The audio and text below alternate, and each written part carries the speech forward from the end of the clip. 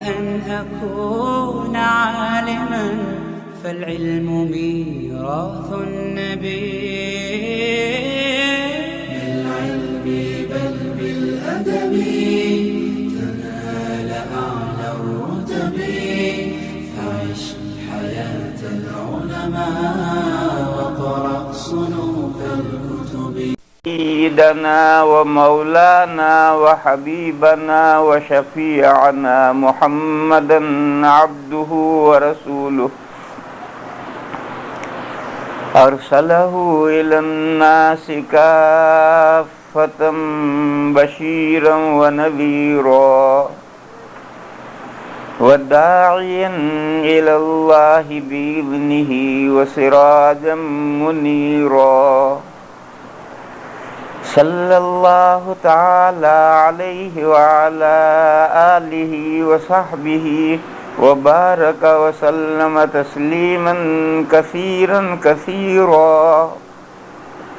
وبعد فأعوذ بالله من الشيطان الرجيم. الرجال قوامون على النساء بما فضل الله بعضهم على بعض فالصالحات قانتات حافظات للغيب بما حفظ الله. بسم الله الرحمن الرحيم. ولا تتمنوا ما فضل الله به بعضكم على بعض للرجال نصيب مما اكتسبوا وللنساء نصيب مما اكتسبن واسألوا الله من فضله إن الله كان عليكم شهيدا. صدق اللہ مولانا العظیم. معزز خواتین، مائیں اور بہنیں،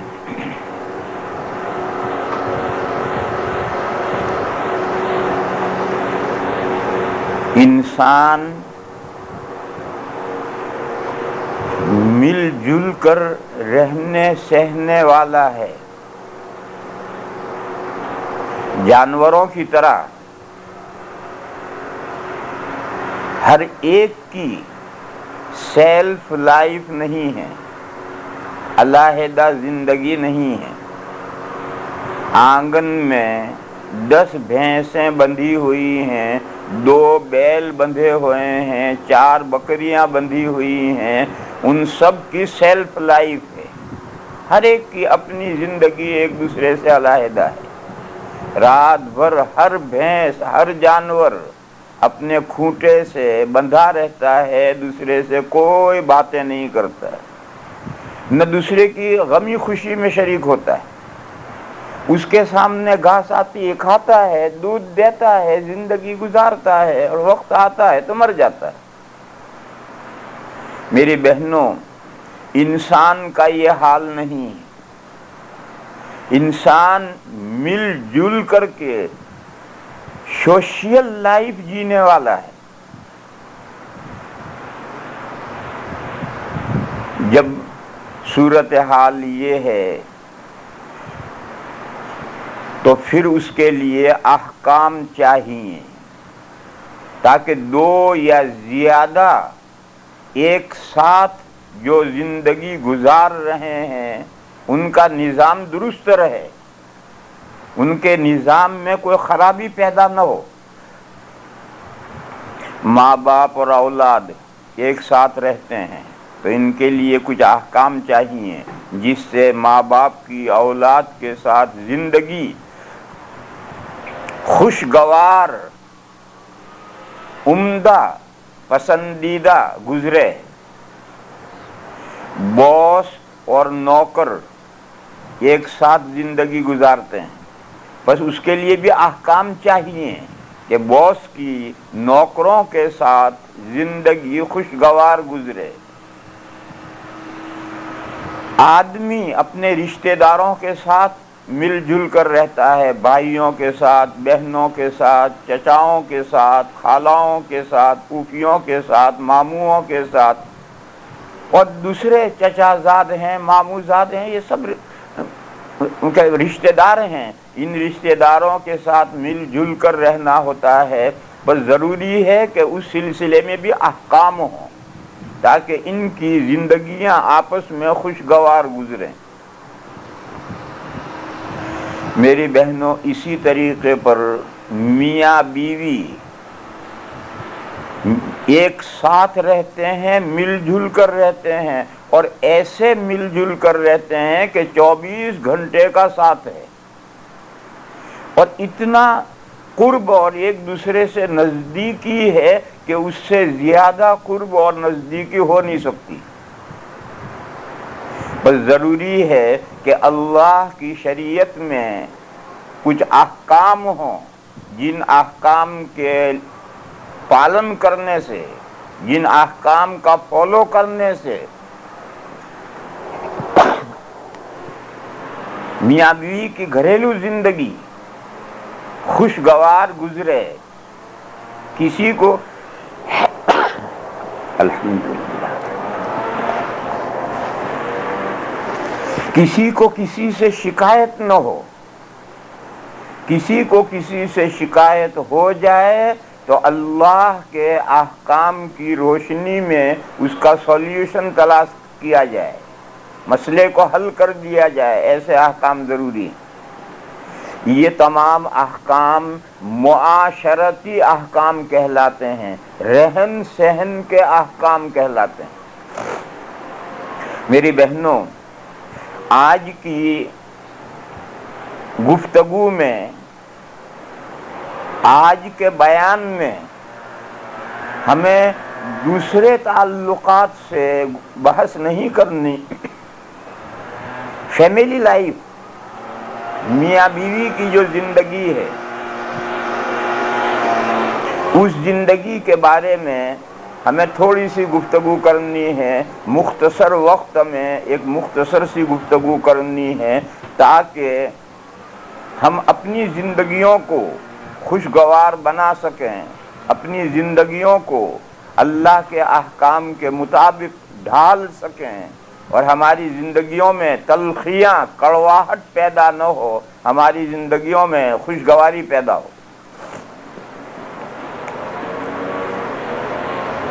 دوسری بات یہ سمجھنی چاہیے کہ ایکوالٹی، مساوات، برابری اسلام میں بھی ہے،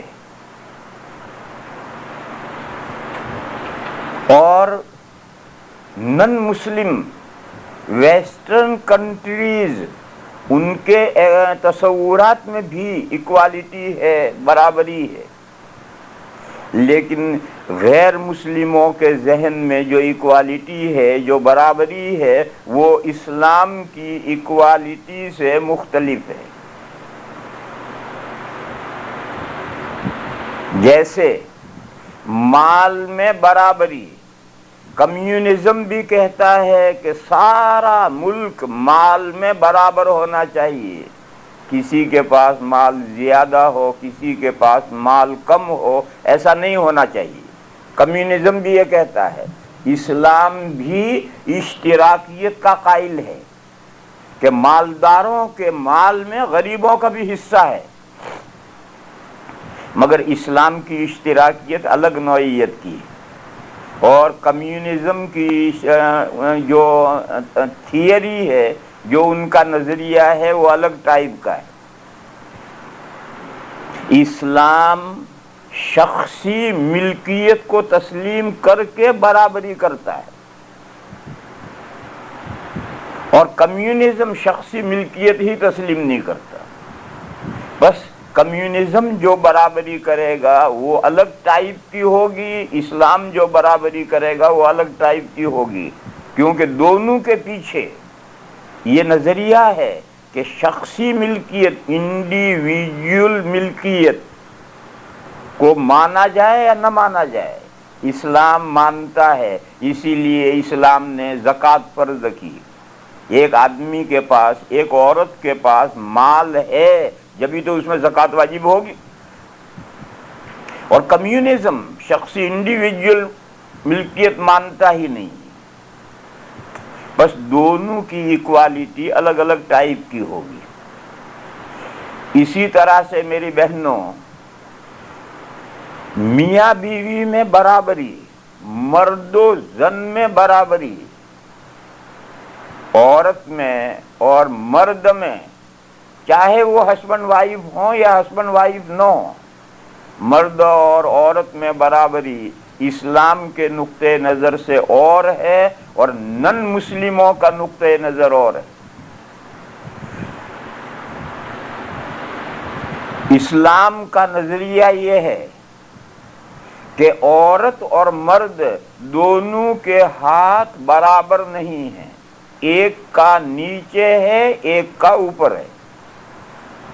ویسٹرن کنٹریز کا جو سوچنا ہے وہ اس کو تسلیم نہیں کرتے، وہ کہتے ہیں دونوں ہاتھ برابر ہیں، نہ کوئی ہاتھ اوپر ہے نہ کوئی ہاتھ نیچے ہے۔ جب یہ دونوں کی سوچ الگ الگ ہے تو ویسٹرن کنٹریز کی جو ایکوالٹی ہے، برابری ہے، وہ اور ٹائپ کی ہوگی، اور اسلام میں جو اور برابری رکھی گئی ہے وہ اور ٹائپ کی ہوگی۔ یہ ایک بنیادی نقطہ، ایک بنیادی بات ہے جو ہم سب مسلمانوں کو سمجھ لینی چاہیے، خاص طور پر اس ملک کی خواتین کو یہ بات سمجھ لینی چاہیے۔ اللہ نے ہمیں صرف انسان نہیں بنایا، بلکہ انسان بنانے کے بعد اللہ نے ہمیں مومن بنایا ہے، اللہ نے ہمیں ایمان کی توفیق دی ہے، اللہ نے ہمیں اپنے اللہ پر ایمان لانے والا بنایا ہے، اللہ نے ہمیں اللہ کے حبیب حضرت محمد مصطفیٰ صلی اللہ تعالی علیہ وسلم پر ایمان لانے والا بنایا ہے، اللہ نے ہمیں جو دین نازل فرمایا ہے قرآن و حدیث کی شکل میں جو ہمارے پاس موجود ہے اس کا ماننے والا بنایا ہے۔ بس ہمارا سوچنا ہمارے ریلیجن کے دائرے میں ہوگا، ہمارے مذہب کے سرکل میں ہوگا، ہم جس مذہب کو مانتے ہیں اس مذہب کے دائرے میں ہوگا۔ اور مغربی دنیا کے لوگ یا تو کوئی ریلیجن مانتے ہی نہیں، یا مانتے ہیں تو ان کا ریلیجن رونگ ہو گیا ہے، اللہ کے یہاں سے جیسا مذہب آیا تھا یہودیوں کا، عیسائیوں کا، اس اوریجنل شکل میں وہ رہا ہی نہیں۔ پر جس کا کوئی مذہب ہی نہیں ہے اس کے سوچنے کا انداز الگ ہوگا، جس کا مذہب ہے مگر وہ رونگ مذہب ہے اس کے سوچنے کا انداز بھی الگ ہوگا۔ اور ہمارے پاس اللہ کے فضل سے صحیح مذہب موجود ہے، جو مذہب اللہ نے نازل کیا ہے زبر زیر کے فرق کے بغیر، وہ قرآن کریم ہمارے پاس موجود ہے اور ہم اس پر ایمان رکھتے ہیں۔ بس ہمارے سوچنے کا انداز الگ ہوگا، نن مسلموں کے سوچنے کا انداز الگ ہوگا۔ اسلام کا تصور یہ ہے کہ فیملی لائف میں مرد اور عورت کے، ہسبینڈ اور وائف کے دونوں ہاتھ ایکول نہیں ہیں، برابر نہیں ہیں، ایک ہاتھ اوپر ہے اور ایک ہاتھ نیچے۔ دلیل قرآن کریم کی 2 آیتیں میں نے پڑھی ہیں۔ اللہ پاک نے فرمایا الرجال قوامون علی النساء بما فضل اللہ بعضهم علی بعض، مرد عورتوں کے سردار ہیں۔ ظاہر ہے سردار کا ہاتھ اوپر ہوگا، دوسرے کا ہاتھ نیچے ہوگا۔ جیسے باس اور نوکر، باس کا ہاتھ اوپر ہوگا، نوکروں کا ہاتھ نیچے ہوگا۔ باس کا اختیار کچھ زیادہ ہوگا، نوکروں کا اختیار اس سے کچھ کم ہوگا۔ جب اللہ پاک جل شانہ عم نوالہ نے مردوں کو عورتوں پر سردار بنایا تو ان میں رائٹس میں، حقوق میں تفاوت لازماً ہوگا، مردوں کے کچھ حقوق زیادہ ہوں گے، عورتوں کے کچھ حقوق کم ہوں گے۔ سوال ہوگا وائے، اللہ نے ایسا کیوں کیا؟ مردوں کو عورتوں کا سردار کیوں بنایا؟ دونوں ہاتھ برابر کیوں نہیں رکھے؟ عورتوں کو مردوں کا سردار کیوں نہیں بنایا؟ یہ سوال پیدا ہوگا۔ اللہ پاک نے اس کا جواب دیا ہے، یہ اللہ کی حکمت ہے، تم کون دخل دینے والے ہو؟ یہ اللہ کی حکمت ہے، تم اس میں دخل دینے والے کون ہو؟ اللہ نے اپنی مخلوق کو جیسا چاہا ایسا بنایا۔ فرمایا کہ الرجال قوامون علی النساء بما فضل اللہ بعضهم علی بعض، مردوں اور عورتوں میں سے بعض کو بعض پر ترجیح دینے کی وجہ سے مرد عورتوں کے سردار ہیں۔ اللہ تعالی نے وائے کا جواب حاکمانہ دیا کہ میری مخلوق ہے، مردوں کو بھی میں نے پیدا کیا ہے، عورتوں کو بھی میں نے پیدا کیا ہے، اپنی مخلوق کی حکمتیں اور مصلحتیں میں بہتر جانتا ہوں، میں نے بعض کو بعض پر ترجیح دی ہے، اور اب جب ترجیح دی ہے تو جو راجح ہے اس کا ہاتھ اوپر رہے گا، جو مرجوح ہے اس کا ہاتھ نیچے رہے گا۔ یہ اس آیت پاک کا خلاصہ ہے۔ الرجال قوامون علی النساء بما فضل اللہ بعضهم علی بعض، مرد عورتوں پر سردار ہیں، بعض کو بعض پر اللہ کے ترجیح دینے کی وجہ سے۔ اس آیت پاک کا خلاصہ یہ ہے کہ اللہ نے اپنی مخلوق جس طرح سے چاہا بنائی ہے، اس میں کسی کو دخل دینے کا حق نہیں ہے۔ مثلا عورت کو اللہ نے ایسا بنایا کہ وہ بچے جنتی ہے۔ اب اگر کوئی مرد کہیں کہ اللہ نے ایسا کیوں بنایا ہے، یہ جاب ہمیں کیوں نہیں سونپا، یہ فضول بات ہے۔ اللہ کی حکمت ہے، وہ جس کو چاہیں جس شان کے بنائیں۔ اللہ نے مرد کو داڑھی دی ہے، عورتیں کہیں ہمیں داڑھی اللہ نے کیوں نہیں دی، یہ بیکار سوال ہے۔ اللہ نے اپنی مخلوق کو جیسا مناسب سمجھا ایسا بنایا ہے۔ اللہ نے مردوں کو طاقتور بنایا ہے، عورتوں کو کمزور بنایا ہے۔ اب اگر عورتیں کہیں کہ ہمیں اللہ نے مردوں کی طرح سے طاقتور کیوں نہیں بنایا ہے، یہ بیکار سوال ہے۔ اللہ کی مخلوق ہے، وہ جس طرح چاہیں بنائیں۔ انہوں نے تاڑ کو لمبا درخت بنایا اور امرود کو چھوٹا درخت بنایا اور مرچی کا پودا ذرا سا بنایا۔ اب مرچی کا پودا یہ کہنے لگے کہ مجھے تاڑ جیسا کیوں نہیں بنایا، یا تاڑ یہ کہنے لگے کہ مجھے مرچی جیسا کیوں نہیں بنایا، یہ فضول سوال ہے۔ اللہ کی مخلوق ہے، اللہ نے جس مخلوق کو جیسا چاہا ایسا پیدا کیا۔ اللہ کی حکمت میں دخل دینے والا کون ہوتا ہے؟ تو اسی طریقے پر اللہ تعالی نے عورتوں کے جسم کو پرکشش بنایا ہے۔ ان پر نظر، عورت پر نظر پڑتی ہے تو فوراً نگاہ ان کی طرف کھینچ جاتی ہے۔ مرد کا جسم ایسا نہیں بنایا۔ اب اگر مرد کہنے لگے ہیں کہ ہمیں بھی اللہ تعالیٰ نے عورتوں جیسا کیوں نہیں بنایا، یہ سب بیکار سوال ہیں۔ اللہ کی حکمت میں کسی کو دخل دینے کا کوئی حق نہیں۔ ہاں، یہ سوچنے کا حق ہے، ہر ایک کو یہ سوچنے کا حق ہے کہ اللہ نے ایسا کیا، اس میں کیا حکمت ہے۔ بعض مرتبہ حکمت سمجھ میں آتی ہے اور کبھی حکمت سمجھ میں نہیں آتی۔ ایک بے وقوف صاحب سفر کرتے ہوئے جنگل میں چل رہے تھے، دھوپ کا وقت تھا، ایک آم کے درخت کے نیچے بیٹھے اور دوپہر کا وقت تھا، پڑھ کر کے آرام کرنے لگے۔ قریب میں تربوز کا کھیت تھا، اس میں بڑے بڑے تربوز لگ رہے تھے اور آم پر کیریاں لگ رہی تھی۔ اب وہ پڑے پڑے سوچ رہے ہیں کہ نعوذ باللہ، خاکم بدہن، اللہ میاں بھی کیسے بے وقوف ہیں کہ اتنے بڑے درخت کو چھوٹے چھوٹے پھل دے رکھے ہیں، اور یہ بیچاری کمزور بیل اس کو 10-10 کلو کا پھل دے رکھا ہے۔ یہ سب پڑے پڑے سوچ ہی رہے تھے اور اوپر سے ایک آم ٹوٹا اور سر پر آ کر ٹن دے کر بجا۔ ایک دم اٹھ کر بیٹھ گئے اور کہنے لگے نہیں اللہ میاں عقل مند ہیں، اگر یہ تربوز آم کے درخت پر ہوتا تو آج میرا قصہ ہی نمٹ گیا تھا۔ تو کبھی کبھی اللہ کے کاموں کی حکمت جب سر پہ بجتا ہے تب سمجھ میں آتی ہے، اس کے بغیر نہیں سمجھ میں آتی۔ لیکن بہرحال انسان کو یہ حق ہے کہ اللہ کی تخلیق میں غور کرے اور اللہ کی حکمتوں کو سمجھے۔ وہ حکمت یہ ہے، اگر دونوں ہاتھ برابر رہیں گے، کوئی ایک ہاتھ اوپر اور ایک ہاتھ نیچے نہیں رہے گا تو فیملی لائف سکسیسفل نہیں ہوگی۔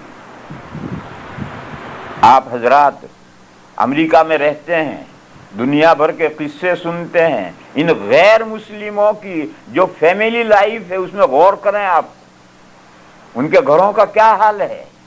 ان کا گھروں کی زندگیاں جہنم کی زندگیاں ہیں، آج ساتھ ہیں کل جدا ہیں، معمولی باتوں پر لڑائی ہو جاتی ہے، کوئی کسی کی سننے کے لیے تیار نہیں ہے، کیوں ان کے تصور میں دونوں ہاتھ برابر ہیں، جب دونوں ہاتھ برابر ہیں تو کوئی کسی کو کیوں مانے۔ اور اسلامی زندگی کا نقشہ ان ملکوں میں جا کر دیکھو جہاں یہ تصور پایا جاتا ہے کہ ایک ہاتھ اوپر ہے ایک ہاتھ نیچے ہے، یہ تصور جہاں پایا جاتا ہے وہاں جا کر کے مسلمانوں کی لائف دیکھو۔ دیوبند میں جس محلے میں میں رہتا ہوں وہ نہایت غریب لوگوں کا محلہ ہے، دھوبی ہیں، نائی ہیں، گھاڑے ہیں، ایسی معمولی قومیں رہتی ہیں بیچاری۔ 500 گھروں کا محلہ ہے، 34 سال سے اس محلے میں میں رہتا ہوں، کبھی رات میں کوئی جھگڑا کسی گھر میں سنائی نہیں دیتا، اور اس 34 سال میں 2-3 طلاقیں ہوئی، باقی سب جو کچھ سوکھا روکھا ان کے پاس ہے رات کو کھا کر سب سو جاتے ہیں، صبح اٹھ کر اپنے کام میں لگ جاتے ہیں۔ کوئی نرم گرم بات شوہر کہتا ہے بیوی سن لیتی، کبھی بیوی مچل جاتی ہے اور کوئی بات کہتی ہے تو شوہر مان لیتا ہے۔ کیوں؟ ذہنی طور پر تصور میں دونوں ہاتھ ایکول نہیں ہیں، مرد عورتوں پر سردار ہے، یہ تصور عورتوں کے ذہنوں میں ہے، جس کی وجہ سے فیملی لائف بڑی خوشگوار ہے۔ کبھی مرد آیا کام کاج پر سے دماغ بکھرا ہوا ہے، اس نے 2 لفظ زور سے کہہ دیے، بیوی نے خاموشی سے سن لیے۔ کبھی شوہر موڈ میں ہے، عورت نے کوئی نخرہ کر دیا اور کوئی سخت بات کہہ دی، مرد نے سن لی۔ لیکن یہ جو مغربی دنیا ہے، اس مغربی دنیا میں یہ بات نہیں چلتی، کیونکہ ان کے تصور میں دونوں ہاتھ ایکول ہیں، کوئی اوپر نیچے نہیں ہے تو کوئی کسی کی کیوں سنے گا، اور جب نہیں سنے گا تو روز گھر ٹوٹیں گے۔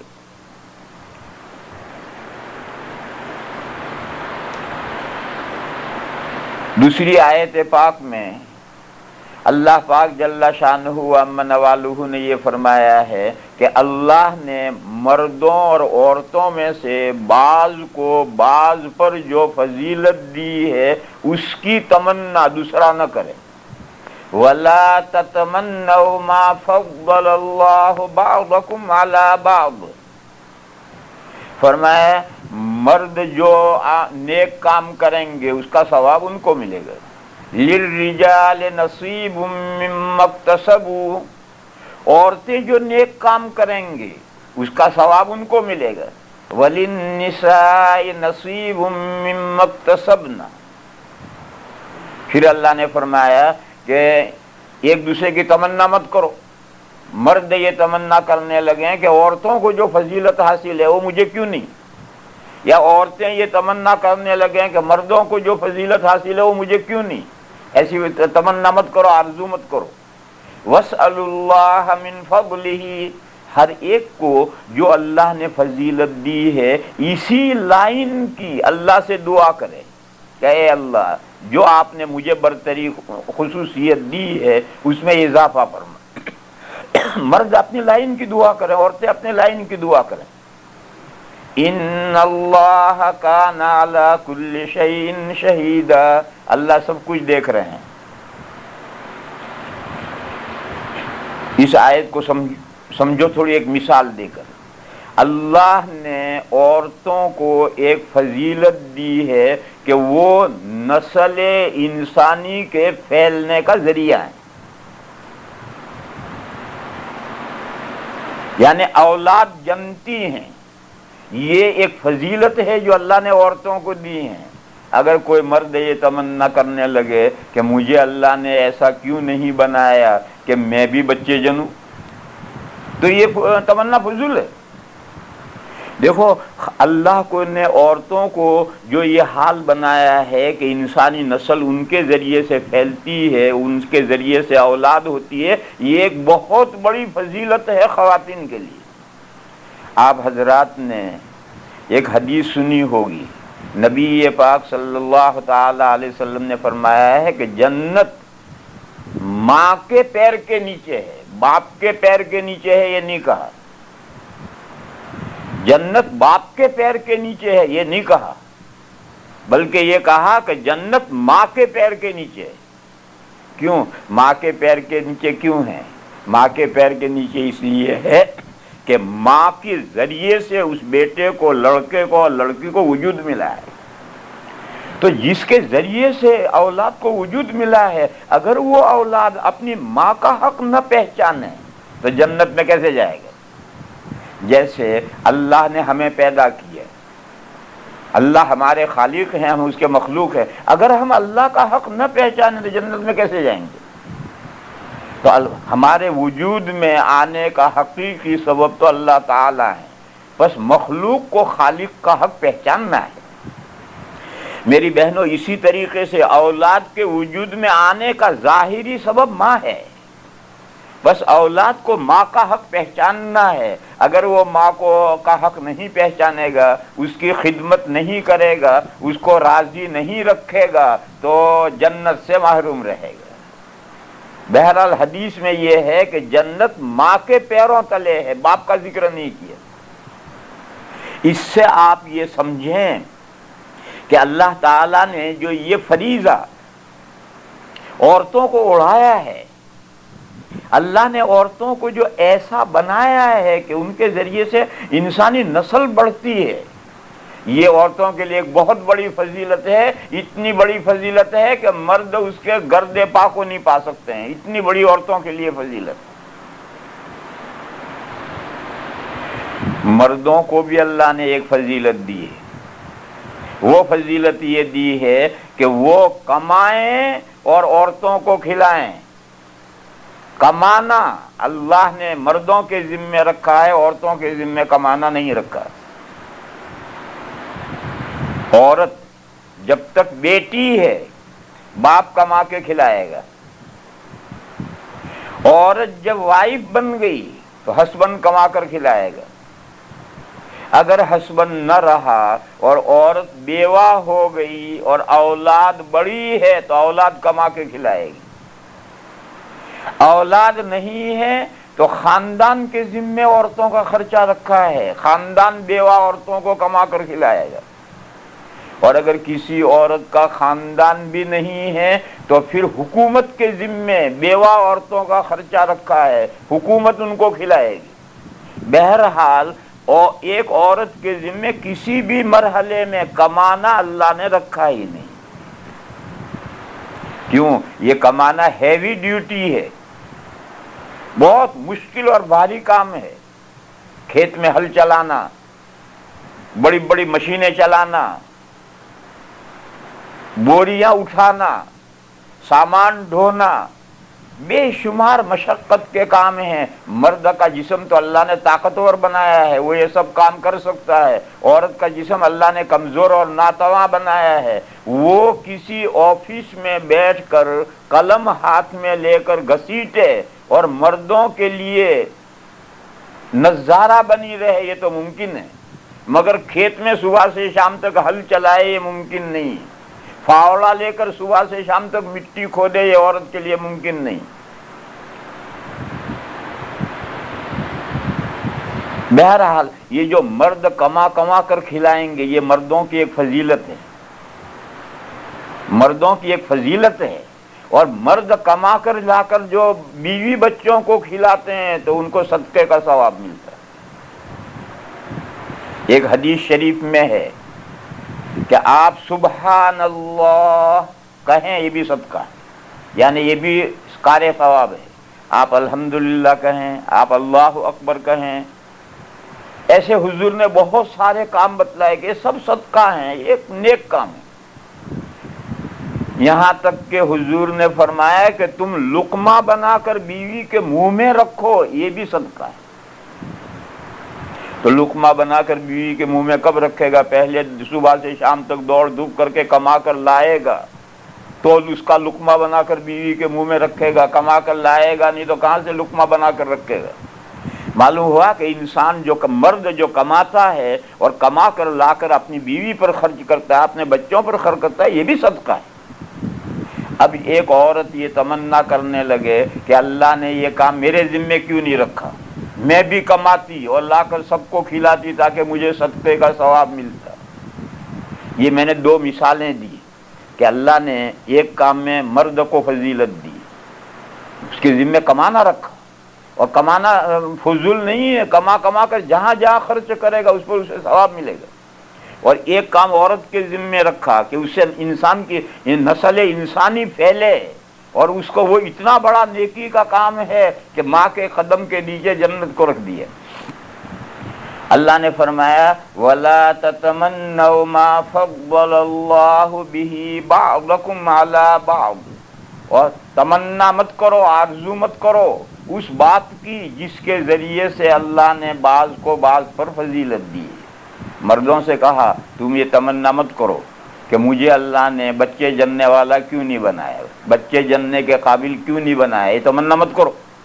اور عورتوں سے کہا کہ تم یہ تمنا مت کرو کہ اللہ نے ہمارے ذمے کمانا کیوں نہیں رکھا، ہم بھی کماتے اور کھلاتے، اس کی تمنا مت کرو۔ اللہ نے بعض کو بعض پر ترجیح دی ہے۔ لِلرِّجَالِ نَصِيبٌ مِّمَّا اكْتَسَبْنَا، مردوں کے لیے بڑا حصہ ہے ان کاموں میں سے جو وہ کماتے ہیں، یعنی مردوں کو جو فضیلت دی ہے، کمانا ان کے ذمے رکھا ہے، اس کمانے میں وہ خوب دوڑ دھوپ کریں اور اس لائن سے ثواب میں آگے بڑھیں۔ عورتوں کے ذمے دوسرا کام رکھا ہے، وہ اس لائن میں بڑھیں اور اولاد کی نگہداشت، اولاد کی صحیح تربیت، اولاد کو دینی مزاج بنانا، اس لائن سے ثواب حاصل کریں۔ مردوں کے لیے بڑا حصہ ہے ان کاموں میں سے جو انہوں نے کمایا، اور عورتوں کے لیے بڑا حصہ ہے ان کاموں میں سے جو انہوں نے کمایا۔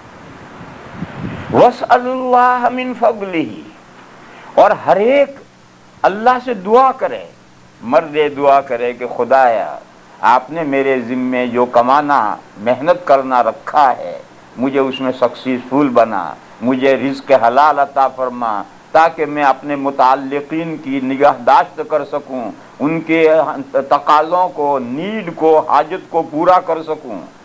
عورت یہ دعا کرے ہمیشہ کہ خدایا آپ نے میرے ذمے جو ڈیوٹی رکھی ہے، آپ نے مجھے جو اولاد عطا فرمائی ہے، میرے مولا میری اولاد کو نیک صالح بنا، میری اولاد کو ایماندار بنا، میری اولاد کو دین سے تعلق رکھنے والی بنا، اب میری اولاد کو دین کا صحیح علم عطا فرمائے۔ عورتیں اس لائن کی دعا کریں اور مرد اس لائن کی دعا کریں۔ وَاسْأَلُوا اللَّهَ مِن فَضْلِهِ إِنَّ اللَّهَ كَانَ عَلَى كُلِّ شَيْءٍ شَهِيدًا، اللہ سب کچھ دیکھ رہے ہیں۔ اسی لیے حدیث شریف میں فرمایا وہ مرد جو عورتوں جیسا بنتا ہے اس پر لعنت ہے، اور وہ عورتیں جو مردوں جیسا بنتی ہیں ان پر بھی لعنت ہے۔ جو مرد عورتوں جیسا بنتے ہیں وہ ملعون ہیں، جو عورتیں مردوں جیسا بنتی ہیں ان عورتوں پر بھی لعنت ہے۔ ہر ایک کو اپنے سرکل اور دائرے میں رہنا ہے، مردوں کو اپنے دائرے میں رہنا ہے، عورتوں کو اپنے دائرے میں رہنا ہے۔ مردوں کو جو اللہ نے فضیلت دی ہے اس پر قناعت کرنی ہے، اور عورتوں کو جو اللہ نے فضیلت دی اس پر قناعت کرنی ہے، اور اللہ سے مانگنا ہے تو اپنی لائن کی فضیلتوں میں آگے بڑھنے کی دعا کرو۔ مرد اپنی لائن کی فضیلت میں آگے بڑھنے کی دعا کریں، عورتیں اپنی لائن کی فضیلت میں آگے بڑھنے کی دعا کریں۔ یہ میری بہنوں ایک مضمون میں نے قرآن و حدیث کی روشنی میں پورا کیا، اس کو آپ حضرات ذہن میں ایک طرف کر دیں۔ کیا مضمون پورا کیا میں نے؟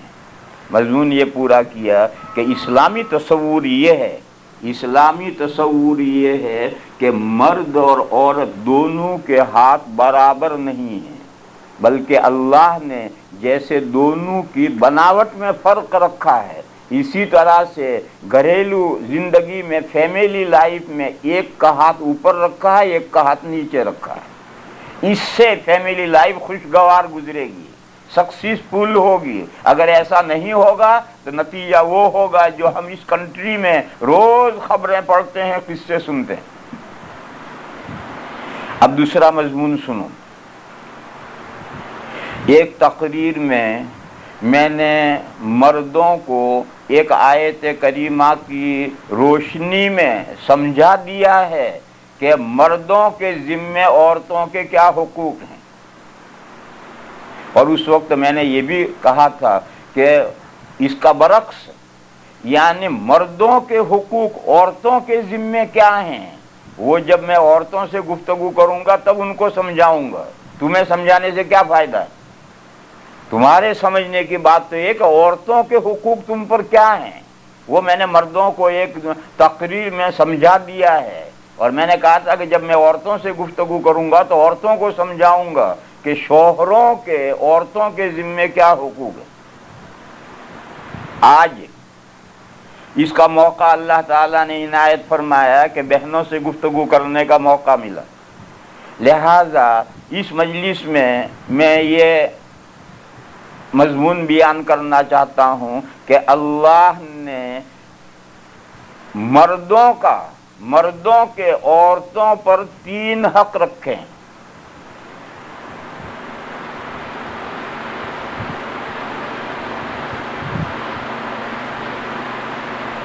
سب سے پہلا حق تو اللہ کا ہے، سب سے پہلا حق تو اللہ کا ہے۔ ہمارے خالق و مالک اللہ ہیں، اور اللہ کے حقوق کے بعد ہی بندوں کے مخلوق کے حقوق کا نمبر آتا ہے۔ بس اگر کہیں ٹکراؤ ہو جائے اللہ کے حق میں اور کسی انسان کے حق میں تو اللہ کا حق مقدم ہوگا، انسان کا حق پس پشت ڈال دیا جائے۔ باپ اور اولاد کے حقوق میں ٹکراؤ ہو جائے، باپ ایسا حکم دیتا ہے جو شرعاً حرام ہے تو اس کا فالو اولاد نہیں کرے گی۔ میاں بیوی میں ٹکراؤ ہو جائے، شوہر ایسا حکم دیتا ہے بیوی کو جو شرعاً جائز نہیں ہے تو عورت شوہر کا یہ حق نہیں مانے گی۔ مثلاً بعض ماڈرن شوہر ایسے ہوتے ہیں جو بیوی کو حکم دیتے ہیں تو پردہ مت کر، میرے ساتھ سنیما چل۔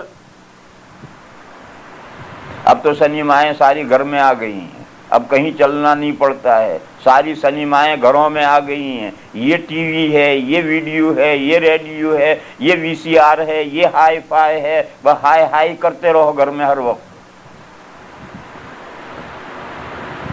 یا وہ زمانہ جس زمانے میں عورت نماز نہیں پڑھتی، اس زمانے میں شوہر بیوی سے فائدہ اٹھانا چاہتا ہے، یہ سب شوہر کے وہ ڈیمانڈ ہیں جو اللہ کے حکم کے خلاف ہیں، شرعاً جائز نہیں ہیں۔ بس ایسی صورت میں عورت کے لیے جائز نہیں ہے کہ شوہر کے ایسے احکام قبول کرے۔ شوہر ناراض ہو جائے، 1 مرتبہ نہیں 70 مرتبہ ناراض ہو جائے تو ہو جائے، طلاق کی نوبت آ جائے، اللہ پر بھروسہ کرو، اللہ اس سے بہتر شوہر دیں گے۔ لیکن اللہ کے احکام کے سامنے کسی بھی بندے کا حکم ماننا جائز نہیں۔ حدیث شریف میں ہے لا طاعت لمخلوق فی معصیت الخالق، اللہ کی نافرمانی والے کام میں کسی بھی مخلوق کی فالوئنگ، اوبئی، اطاعت، فرمان برداری جائز نہیں۔ اور ایسی خاتون جو اللہ کے احکام کی تابعداری کرتی ہے 100%، وہ نیک بی بی ہے۔ بی بی شریف عورت کو کہتے ہیں، دو لفظ ہیں، ایک بی بی اور ایک بیوی۔ بیوی تو وائف کو کہتے ہیں، اور بی بی اردو میں شریف عورت کو کہتے ہیں۔ تو ایسی عورت جو اللہ کے احکام کو سب سے مقدم رکھتی ہے، اللہ کے حکم کے خلاف کسی کا کوئی حکم قبول نہیں کرتی ہے، ایسی خواتین، ایسی عورتیں نیک بیویاں ہیں۔ ان کے ذمے شوہر کے 3 حق ہیں۔ پہلا حق ہے شوہر کا رسپیکٹ کرنا، شوہر کی تعظیم کرنا۔ مغربی معاشرہ، اس میں یہ چیز مفقود ہے۔ شوہر بیوی کو تو طلاق سے بلائے گا، بیوی شوہر کو اسی طرح سے ترکی بترکی جواب دے گا۔ کسی کے دل میں کسی کا رسپیکٹ نہیں۔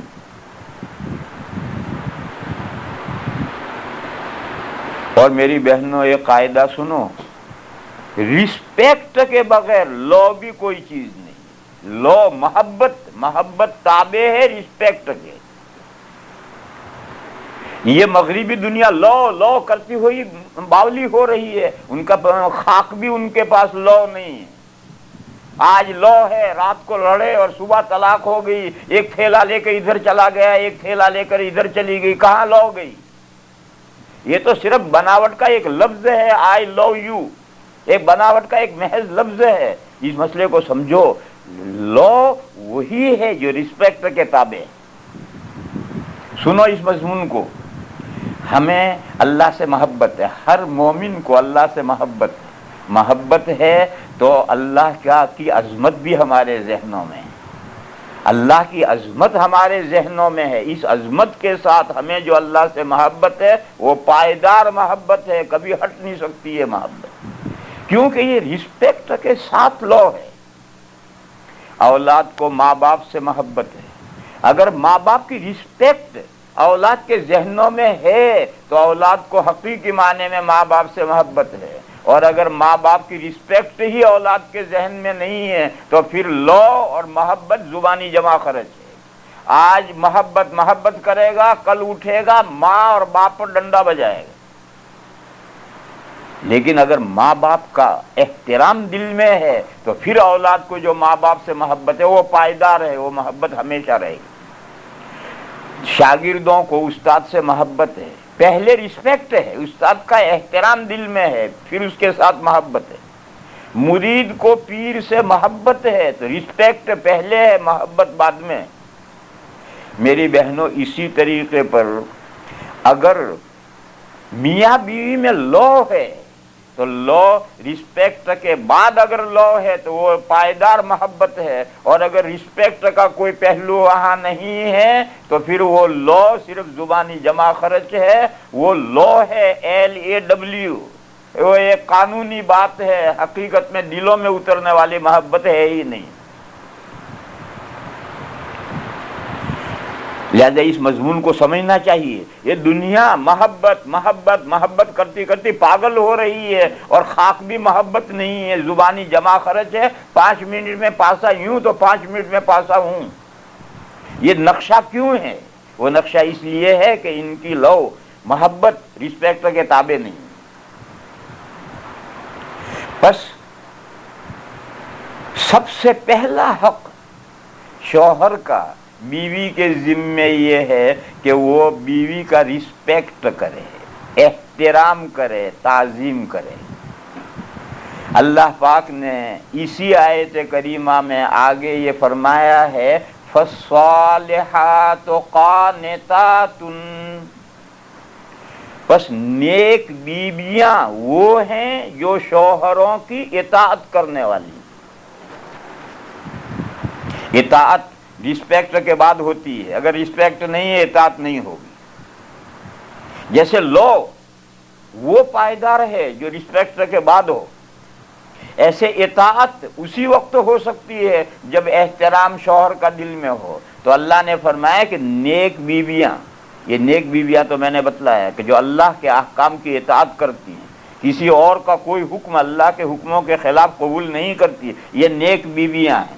یہ نیک بیویاں کون سی ہیں؟ فرمایا قانتاتن، جو شوہروں کی تابع داری کرنے والی. اور شوہروں کی تابع داری کب ہوگی؟ جبکہ وہ شوہروں کا احترام کریں گی، رسپیکٹ کریں گی. کتنا رسپیکٹ؟ ایک حدیث شریف ہے، صحابہ کرام نے ایک مرتبہ نبی پاک صلی اللہ تعالی علیہ وسلم سے عرض کیا کہ یا رسول اللہ، ہم شام عراق جاتے ہیں تو وہاں کی پبلک اپنے بادشاہوں کو سجدہ کرتی. وہ بادشاہ دنیا کے بڑائی رکھتے ہیں اور آپ تو اللہ کے رسول ہیں، آپ تو اللہ کے حبیب ہیں، تمام رسولوں کے سردار ہیں، تمام انسانوں کے آقا ہیں. آپ اس بات کے زیادہ حقدار ہیں کہ جب آپ گھر میں سے نکل کر مسجد میں، ہماری مجلس میں، ہمارے درمیان میں تشریف فرما ہوں تو ہم سب آپ کو سجدہ کریں. آپ گھر میں سے تشریف لایا کریں تو ہم آپ کو سجدہ کیا کریں. نبی پاک صلی اللہ تعالی علیہ وسلم نے جواب دیا کہ اللہ کے سوا کسی کے لیے سجدہ جائز ہی نہیں. نہ استاد کو سجدہ کر سکتے ہیں، نہ پیر کو سجدہ کر سکتے ہیں، نہ قبر کو سجدہ کر سکتے ہیں، نہ استھان کو سجدہ کر سکتے ہیں، نہ شوہر کو سجدہ کر سکتے ہیں، نہ باپ کو سجدہ کر سکتے ہیں، نہ بادشاہ کو سجدہ کر سکتے ہیں. سجدہ صرف اللہ کے لیے ہے، اللہ کے علاوہ کے لیے سجدہ جائز ہی نہیں.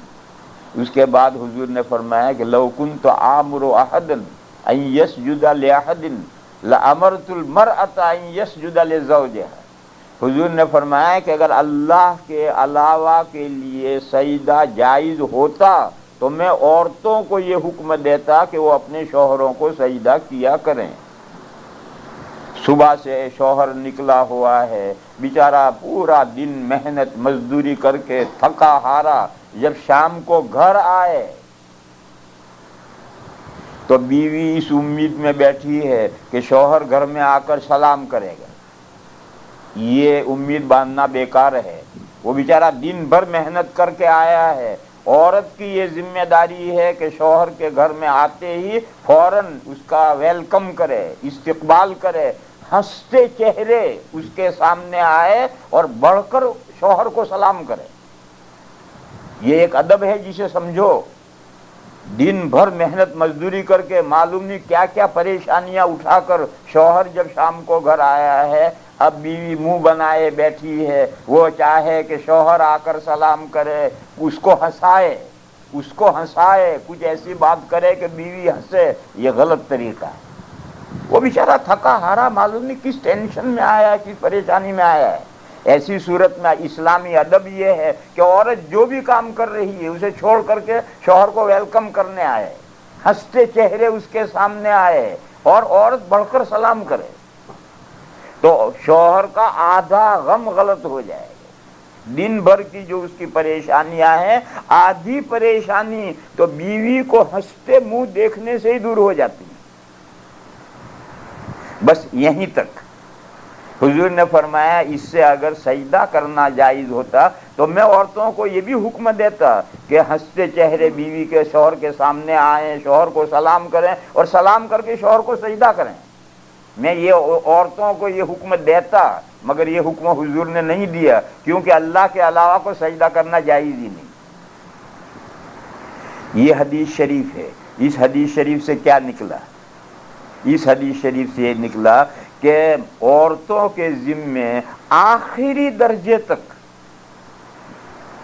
جواز کا آخری درجہ جو جواز کا آخری درجہ ہے وہاں تک عورتوں کے ذمے شوہروں کا رسپیکٹ کرنا ہے۔ اگر رسپیکٹ کے لیے سجدہ کرنے کی شرعاً گنجائش ہوتی تو حضور نے فرمایا میں یہ بھی حکم عورتوں کو دیتا، مگر چونکہ اس کی شرعاً گنجائش ہی نہیں ہے اس لیے اس کا حکم نہیں دیا گیا۔ بہرحال اس آیت کریمہ جو لفظ قانتاتن ہے کہ نیک بیویاں وہ ہیں جو شوہروں کی اطاعت کرنے والی ہیں، اور میں نے بتایا کہ اطاعت اس وقت ہوتی ہے جب رسپیکٹ ہو۔ اگر اولاد کے دل میں ماں باپ کا احترام ہے تو وہ اب ماں باپ کا حکم مانے گا، پبلک کے دل میں بادشاہ کا احترام ہے تو پبلک بادشاہ کا حکم مانے گی، طالب علموں کے دل میں، مریدوں کے دل میں استاد کا اور پیر کا احترام ہے تو وہ ان کے احکام کی اطاعت کریں گے۔ ایسے بیوی کے دل میں شوہر کا احترام ہے تو بیوی شوہر کی بات مانے گی، اور احترام نہیں ہے نہیں مانے گی۔ تو اللہ نے تو یہ فرمایا کہ نیک بیویاں وہ ہیں جو اطاعت کرنے والی ہیں، اللہ کے احکام کی بھی اطاعت کرنے والی ہیں اور شوہر کے احکام کی بھی اطاعت کرنے والی ہیں۔ اور حدیث شریف نے یہ بتلایا کہ بات ماننے کے لیے، اللہ کی بات ماننے کے لیے، شوہر کی بات ماننے کے لیے ضروری ہے کہ عورت کے دل میں شوہر کا احترام ہو، جیسے اللہ کا احترام دل میں ہوتا ہے اس لیے بندیاں اللہ کا حکم مانتی ہیں، اسی طرح اگر شوہر کا احترام دل میں ہوگا تو بیویاں شوہر کی بات مانیں گی۔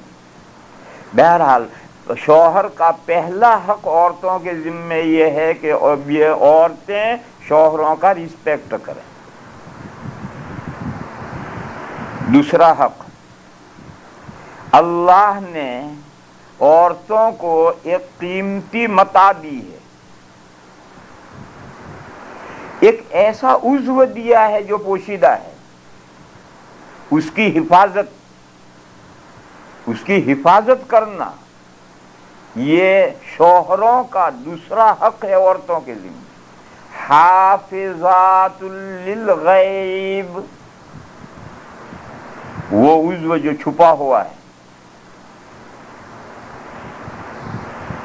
عورتیں اپنے اس عضو کی حفاظت کرنے والی۔ دیکھو یہ حکم اللہ تعالیٰ نے قرآن کریم میں ایک جگہ پر مردوں کو بھی دیا ہے عورتوں کو بھی دیا ہے، اور پچھلی تقریر میں وہ آیتیں میں نے سمجھائی تھی، قُل لِّلْمُؤْمِنِينَ يَغُضُّوا مِنْ أَبْصَارِهِمْ وَيَحْفَظُوا فُرُوجَهُمْ، مومن مردوں سے کہیے کہ وہ اپنی نگاہیں نیچی رکھیں اور اپنی شرمگاہ کی حفاظت کریں۔ یہ وہ چھپا ہوا عضو، غیب یعنی جو عضو نظر نہیں آتا ہے، یہ وہ عضو ہے، اس عضو کی حفاظت کے لیے مردوں کو حکم دیا کہ نگاہیں نیچی رکھو، اور یہی حکم عورتوں کو بھی اگلی آیت میں دیا، وَقُل لِّلْمُؤْمِنَاتِ يَغْضُضْنَ مِنْ أَبْصَارِهِنَّ وَيَحْفَظْنَ فُرُوجَهُنَّ، اور عورتوں سے بھی کہیے کہ وہ اپنی نگاہیں نیچی رکھیں اور اپنی شرمگاہوں کی حفاظت کریں۔ پھر اس کے بعد میں آگے پردے کے احکام ہیں، اور پچھلی تقریر میں نے بتلایا تھا کہ یہ جو عورتوں کو پردے کا حکم دیا گیا ہے اس کا ریزن صرف ایک ہے کہ شرمگاہ کے گناہ وجود میں نہ آئیں، شرمگاہ کے گناہ وجود میں نہ آئیں، صرف اس کے لیے اللہ نے پردے کا حکم دیا ہے۔ غرض شرمگاہ کی حفاظت کا حکم اللہ نے مردوں کو بھی دیا ہے عورتوں کو بھی دیا ہے، لیکن اس معاملے میں عورتوں کی ذمہ داری کچھ زیادہ ہے۔ یہ مضمون بھی بہنیں سمجھیں، اور کوئی بڑا مشکل مضمون نہیں، بہت آسان مضمون ہے۔ پوشیدہ عضو، شرمگاہ، اس کے لیے میں اب آئندہ لفظ استعمال کروں گا اردو کا ناموس، یہ اردو کا شاندار لفظ ہے، میں آئندہ لفظ ناموس ہی استعمال کروں گا، اسی کو آپ حضرات سمجھتے رہیں۔ ناموس کی حفاظت مردوں کے ذمے بھی ہے عورتوں کے ذمے بھی ہے، مگر عورتوں کے ذمے اس کی اہمیت کچھ زیادہ ہی ہے۔ کیوں؟ مرد اگر اپنے ناموس کی حفاظت نہیں کرتا ہے تو نسل انسانی میں کوئی خلل نہیں پڑتا، اور اگر عورت اپنے ناموس کی حفاظت نہیں کرتی تو ساری نسل انسانی تباہ ہو جائے گی۔ آگے جو اولاد پیدا ہو رہی ہے معلوم نہیں حلال اولاد ہے یا حرام اولاد ہے، اللہ جانے کیسی ہے۔ مجھے ایک قصہ یاد آیا، یورپ میں فرانس میں ایک بڑی چھوٹی کانفرنس ہو رہی تھی، بڑے اونچے درجے کے پڑھے لکھے لوگ جمع تھے، اس میں بعض عرب علماء بھی تھے۔ ان میں پروفیسروں نے اسلام میں جو پردہ ہے اس پر اعتراض کیا کہ یہ اسلام نے عورتوں کو قید میں بٹھا دیا ہے، پردے کا حکم دے گا، اور کیا ضرورت ہے جب مرد آزاد پھرتے ہیں عورتیں آزاد کیوں نہ پھریں۔ جب مسلمان علماء کا نمبر آیا تو ایک عالم نے، عالم بھی نہیں تھا وہ بھی پروفیسر تھا، اس نے ایک جملے میں جواب دیے۔ اس نے کہا اسلام نے پردے کا حکم اس لیے دیا ہے اور ہم اپنی بیویوں کو پردہ کرنے کے لیے اس لیے کہتے ہیں کہ ہم یہ چاہتے ہیں کہ عورتیں صرف اپنے شوہروں ہی کا بچہ جنیں۔ تو گھروں پانی پڑ گیا، کیوں وہ یورپ کے سب تھے، وہ اپنے یہاں کے ملک کی صورتحال دیکھ رہے تھے۔ اس نے پروفیسر نے جواب دیا کہ اسلام نے جو پردے کا حکم دیا ہے اور ہم اس کو اطاعت کرتے ہیں، ہم اپنی بیویوں سے کہتے ہیں پردے میں رہو، یہ حکم اسلام نے صرف اس لیے دیا ہے کہ عورتیں صرف اپنے شوہروں کے بچے جنیں۔ یہی مضمون میں سمجھا رہا ہوں کہ اگر عورتیں ناموس کی حفاظت نہیں کریں گی تو نسل انسانی ساری خربطہ ہو جائے گی، کون بچہ حلالی ہے کون حرامی ہے اس کا کچھ پتہ نہیں چلے۔ اس لیے اللہ جل شانہ عم نوالہ نے شوہروں کا بیویوں پر دوسرا حق یہ رکھا ہے، حافظات للغیب بما حفظ اللہ، اور نیک بیویاں وہ ہیں جو اپنے ناموس کی حفاظت کرنے والی ہیں۔ ناموس کی حفاظت بہت مشکل ہے، مردوں کے لیے بھی مشکل ہے، عورتوں کے لیے بھی مشکل ہے، اور یہ یورپ اور امریکہ جیسے گندے ملکوں میں رہ کر ناموس کی حفاظت اور مشکل مسئلہ ہے، مگر اللہ نے فرمایا کہ اگر اللہ توفیق دے تو کچھ مشکل نہیں۔ حافظات للغیب بما حفظ اللہ، اللہ کے نگہداشت کرنے کے ذریعے عورتیں اپنے ناموس کی حفاظت کرنے والی ہیں، وہ نیک بیویاں ہیں۔ یعنی اللہ کی توفیق شامل حال ہوگی، اور بندہ جب بھی اللہ سے توفیق مانگے گا اللہ تعالیٰ توفیق دیں گے، اور اللہ جب کسی عورت کو توفیق دے دیں اس کے لیے اپنے ناموس کی حفاظت کوئی مسئلہ ہی نہیں۔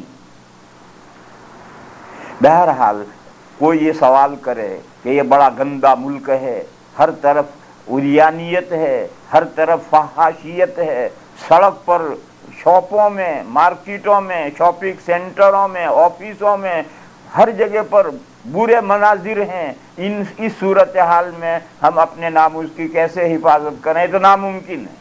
اس کا جواب ہو گیا کہ اللہ سے توفیق مانگو، اور اللہ کی توفیق جب مل جائے تو یہ کوئی ناممکن بات نہیں۔ اللہ جب چاہیں گے، اور اللہ کب چاہیں گے؟ جب ہم مانگیں گے تو اللہ چاہیں گے۔ لہذا ایک بہن ہے وہ نیک صالح رہنا چاہتی ہے، وہ اللہ سے دعا کرتی ہے پروردگار میرے ناموس کی حفاظت کر سکوں میں، ایسی مجھے ہمت اور توفیق عطا فرما، تو اللہ تعالیٰ ہمت اور توفیق دیں گے اور وہ اپنے ناموس کی حفاظت کرے گی۔ بہرحال شوہروں کا بیویوں کے ذمے یہ حق ہے کہ وہ شوہروں ہی کا بچہ جنیں، کسی اور کا بچہ نہ جنیں، اور یہ بات اسی وقت ممکن ہے جب عورتیں اپنے ناموس کی حفاظت کریں۔ یہ شوہروں کے دو حق ہیں عورتوں کے ذمے، قرآن کریم میں ان کا تذکرہ آیا ہے، اور ایک تیسرا حق حدیث میں آیا ہے۔ نبی پاک صلی اللہ تعالی علیہ وسلم نے فرمایا کہ مرد جب بیوی کو اپنی ضرورت کے لیے طلب کرے، بلائے، تو عورت کو فوراً تیار ہو جانا چاہیے، اگرچہ وہ چولہے پر کیوں نہ ہو۔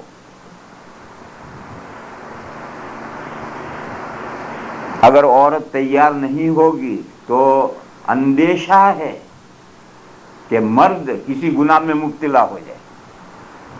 اگر عورت بہانہ بنا دے، کوئی عذر کر دے میں ابھی لانڈری کر رہی ہوں، میں ابھی کھانا پکا رہی ہوں، مجھے ابھی شاپنگ کے لیے جانا ہے، مجھے یہ کرنا ہے، میرا بچہ رو رہا ہے، اگر ایسے آزار کرے گی تو پھر ہو سکتا ہے شوہر کسی گناہ میں مبتلا ہو جائے، یا شوہر کی نظر کسی اور عورت پر اٹھنے لگے۔ جب طبیعت میں شہوت ہوتی ہے تو نگاہ اٹھتی ہے، اور پھر دوسری عورت اس کے دماغ میں گھس گئی، اب یہ بہن بیٹھی بیٹھی روئے گی، تو شوہر کو بھٹکتا آپ کے طرز عمل نے کیا ہے۔ اگر آپ کا طرز عمل صحیح ہوتا تو یہ شوہر کی نگاہ نہ بھٹکتی، اس کا دماغ آؤٹ نہ جاتا۔ اس لیے شوہر کا تیسرا حق عورتوں کے ذمے یہ رکھا ہے کہ جب بھی کا یہ مطلب نہیں ہے کہ عورت نماز نہیں پڑھتی ہے اس حال میں بھی نہیں، یہ مطلب نہیں، اس حال میں تو اللہ کا حکم ہے کہ میاں بیوی نہیں مل سکتے، اس وقت تو عورت کو صاف انکار کر دینا ہے، چاہے شوہر ناراض ہو جائے، چاہے کچھ ہو جائے۔ لیکن اگر کوئی شرعاً ممانعت نہیں ہے تو پھر ایسی صورت میں شوہر جب بھی عورت کو طلب کرے تو عورت چاہے کتنا ہی ضروری کام کر رہی ہے، چولہے پر بیٹھی ہوئی کھانا پکا رہی ہے، توا اتار کر نیچے رکھ دے، پیڑا ہاتھ میں سے نیچے رکھ دے، شوہر کی ضرورت پوری کرے تو شوہر پھر اسی کا رہے گا۔ اور اگر وہ ایسا نہیں کرے گی تو اندیشہ ہے کہ شوہر کسی گناہ میں مبتلا ہو جائے، اندیشہ ہے کہ شوہر کی نظر کسی اور کی طرف اٹھ جائے۔ تو حدیث شریف میں تیسرا حق مرد کا عورتوں کے ذمے، بیوی کے ذمے یہ رکھا ہے کہ جب بھی مرد اپنی حاجت کے لیے، اپنی ضرورت کے لیے عورت کو طلب کرے تو عورت کو کیسا بھی امپورٹنٹ کام ہو وہ کام پیچھے ڈال دینا چاہیے، اور مرد کی وہ ضرورت پوری کرنی چاہیے، اس کے لیے تیار ہونا چاہیے۔ اور میں نے اس کی حکمتیں بتائی کہ اگر ایسا بیوی ایسا نہیں کرے گی تو ہو سکتا ہے شوہر کسی گناہ میں مبتلا ہو سکتا ہے شوہر گھر میں سے اٹھ کر کسی اور عورت کے پیچھے پڑ جائے، لہذا شوہر اسی کا رہے، کسی اور کا نہ ہو جائے، اس کے لیے شوہر کا بیوی کے ذمے یہ حق رکھا ہے۔ تو میں نے میری بہنوں یہ بتایا تھا کہ آج کی صحبت میں آپ حضرات کو یہ سمجھاؤں کہ شوہروں کے بیویوں پر کیا حق ہیں۔ قرآن و حدیث کی روشنی میں نے بتلایا کہ شوہروں کے 3 حق ہیں۔ رہی یہ بات کہ بیویوں کے شوہروں پر کیا حق ہیں، وہ میں ایک دوسری تقریر میں شوہروں کو بتا چکا ہوں، اس کا یہاں تذکرہ بیکار ہے۔ جو مسئلہ جس سے متعلق ہے اسی کو سمجھانا چاہیے، وہ میں نے سمجھا دیا۔ میرے پاس جو ٹائم تھا وہ پورا ہو گیا، اور میں ان ملکوں میں ٹائم کا بہت پابند ہوں۔ اللہ تعالیٰ ان کہی ہوئی باتوں سے سب بہنوں کو فائدہ پہنچائیں۔ اللہ تعالیٰ ہم سب کو اپنے احکام پر عمل کرنے کی توفیق عطا فرمائیں، اور اللہ تعالیٰ ہمیں نیکیوں میں آگے بڑھنے کا جذبہ عطا فرمائیں، برائیوں سے ہماری حفاظت فرمائیں، اور اللہ تعالیٰ ہمارے گھروں کی زندگیوں کو جنت کی زندگیوں کا نمونہ بنائیں، ہمارے گھروں کی زندگیوں میں امن، چین، محبت اور خوشگوار زندگی ہمیں عطا فرمائیں۔ وآخر دعوانا ان الحمدللہ رب العالمین۔ درود شریف پڑھ لیں، دعا کر لیں۔ اللہم صلی وسلم وبارک علی سیدنا و مولانا محمد وعلی آل سیدنا و مولانا محمد بعدد من صلی وسلم۔ یا الہ العالمین، ہماری نیکیوں کو قبول فرما، یا اللہ ہماری نیکیوں میں برکت پیدا فرما۔ میرے مولا اپنی مرضیات پر ہمیں چلا، ہماری کوتاہیوں سے درگزر فرما، ہماری غلطیوں کو معاف فرما، گناہوں سے ہمیں توبہ کی توفیق عطا فرما۔ یا اللہ جو بہنیں یہاں اکٹھا ہوئی ہیں، میرے مولا یہ تیرے دین کی بات سننے کے لیے آئی ہیں، ان کے آنے کو قبول فرما۔ یا اللہ جو باتیں ان سے عرض کی گئی ہیں اس کا فائدہ انہیں پہنچا۔ اے میرے مولا ہمیں اپنا بنا لے، ہمیں اپنا بندہ اور اپنی بندیاں بنا لے۔ اے میرے مولا تو ہمارا بن جا۔ میرے مولا ہماری نسلوں کی حفاظت فرما، ہمارے گھروں کو چین کی اور سکون کی زندگی نصیب فرما۔ یا اللہ ہماری مغفرت فرما، ہمارے ماں باپ کی مغفرت فرما، اور تمام مسلمان مردوں کی اور مسلمان عورتوں کی مغفرت فرما۔ سبحان ربک رب العزت عما یصفون وسلام علی المرسلین والحمد للہ رب العالمین۔